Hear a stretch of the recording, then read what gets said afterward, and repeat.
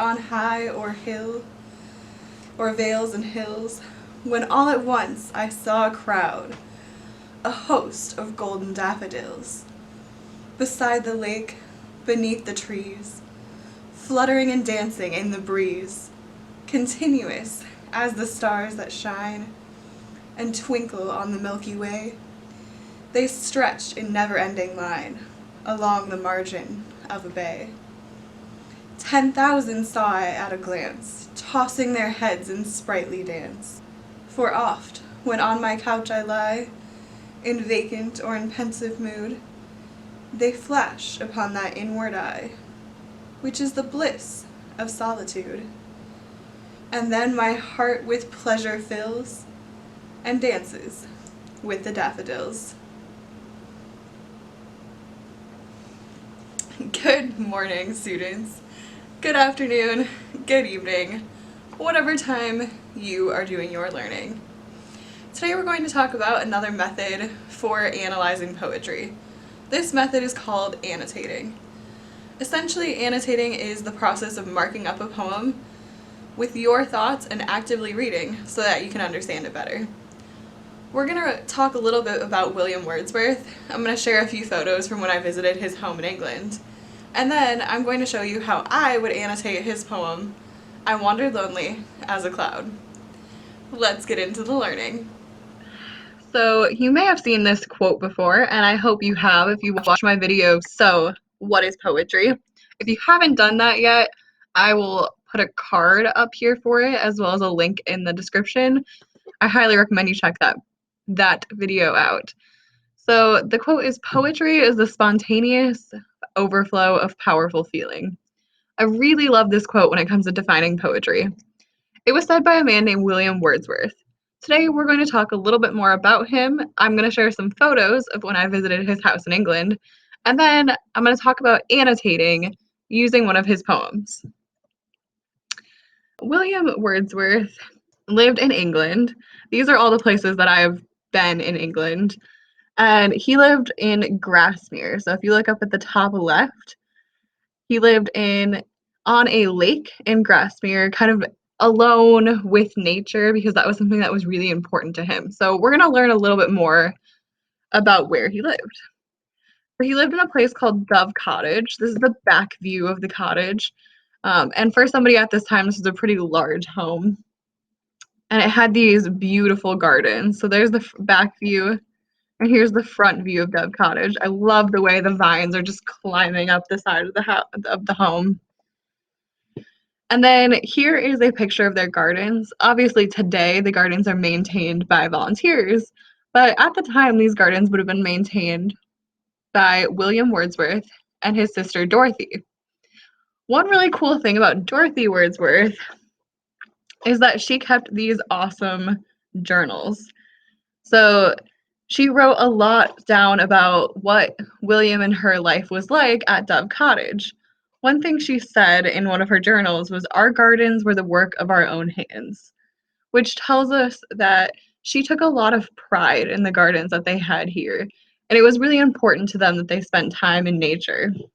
The poem we're going to read today, Wordsworth mentions that he sits upon his couch, looking out into the nature and thinking. So I wanted to show you this picture. This may not be the exact couch that Wordsworth sat on as he wrote this poem, but we do know that he owned this couch. So it'll help you put yourself in Wordsworth's mind as we read and analyze this poem today. So now let's jump into talking about annotating poetry. Annotating is the act of marking up a text to bring attention to words, phrases, and structure that may have some importance to the overall mood or theme of a poem. So it's another important and useful skill for analyzing a poem. Some basic steps for annotation. First, read the poem and write your initial reactions in the margins. Second, read the poem again, looking for poetic devices, so things like devices of sound and figurative language. Third, note any important lines that contribute to the meaning of the poem. And then fourth, brainstorm theme ideas in the margins. Now, Personally, I like to annotate with a physical piece of paper. It's one of the few things I prefer to do in a hard copy. However, today I'm going to show you how you can annotate using a Google drawing. So let's flip over to that drawing.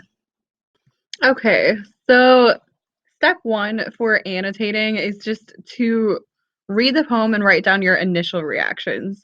So I kind of like having a little key for myself. So if you notice over at the top right, I have a key with a smiley face. This sounds cool. Question mark.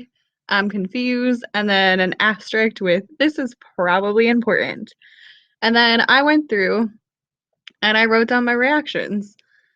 My writing is a little bit scribbly because it's hard to write on my computer, but I'm trying my best.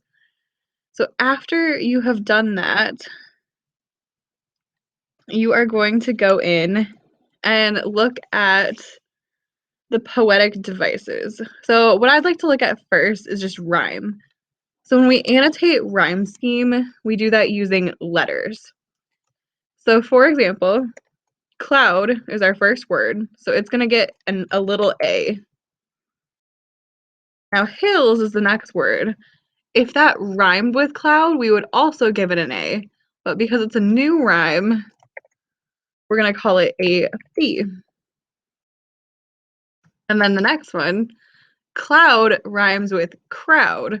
So now we're back to our A. Same thing here, hills and daffodils. So we're back to our B. Now, trees is a brand new rhyme. So we're going to give this a new letter. We're going to call this C. And then trees and breeze rhyme. So we're going to call that C as well. So if we were describing Wordsworth's rhyme scheme, it would be A, B, A, B, C, C. And every stanza follows this pattern. So we looked at rhyme. Let's think about figurative language. So I'm going to start by picking a color. Let's just go yellow first. Right away, I noticed that I wander lonely as a cloud is a simile.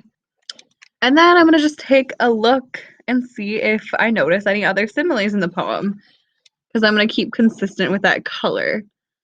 So I notice, remember, a simile uses like or as, that continuous as the stars that shine is also a simile.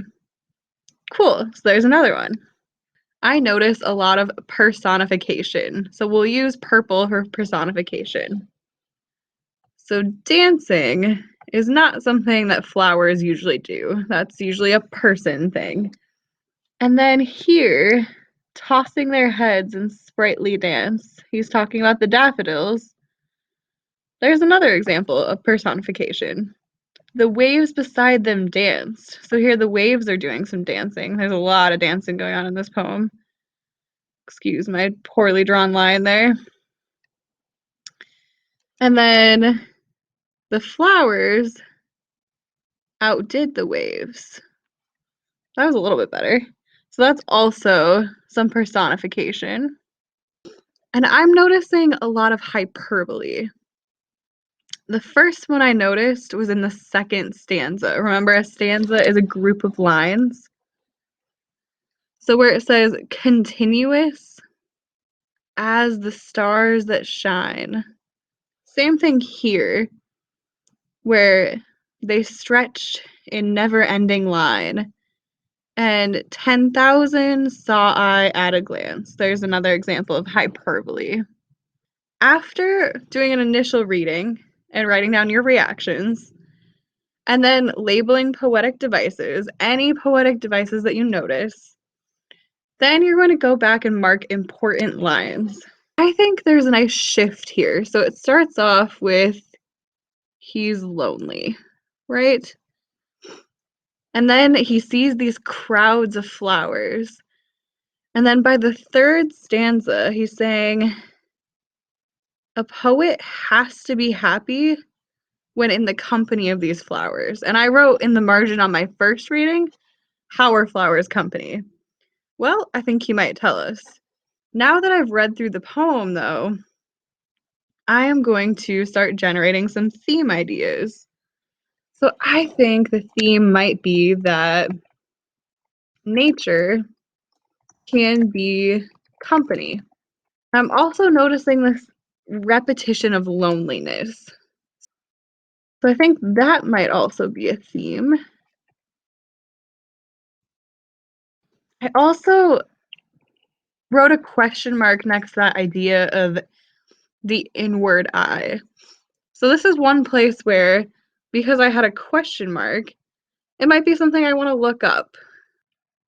So when I looked up the inward eye, says the inward eye is the insight of the mind and spirit that has recorded an experience and delights in its beauty and inspiration later when recalling its memory. So I think to myself, okay, cool. There is another theme idea there. Now I've completed the last step where I've generated some theme ideas. So why do this annotating thing? Annotation helps you to think about active reading. So by putting your thoughts on the page as you read, you can it helps you to make that connection between what you're thinking and what the poem is saying. You can apply this active reading technique to any type of work you. Not only that, but there is a lot of research that shows physically writing down your ideas helps us cement them in your mind. A few tips for annotation. It's okay if it looks messy. Annotations are for you to understand the poem better. So just like notes, if they make sense to you, that's what matters. And then it's great to use your resources. So this includes a dictionary and the internet to understand difficult lines or words. I'm going to end back on my Google drawing with the annotation slide. Even though this looks messy, this is a visual representation of my thought process. You can make your annotations as neat or as messy as you want to. So the next time you're approached with a difficult text, especially a poem, try out annotating. It's a great way to process your thoughts. Good luck analyzing and have a great day.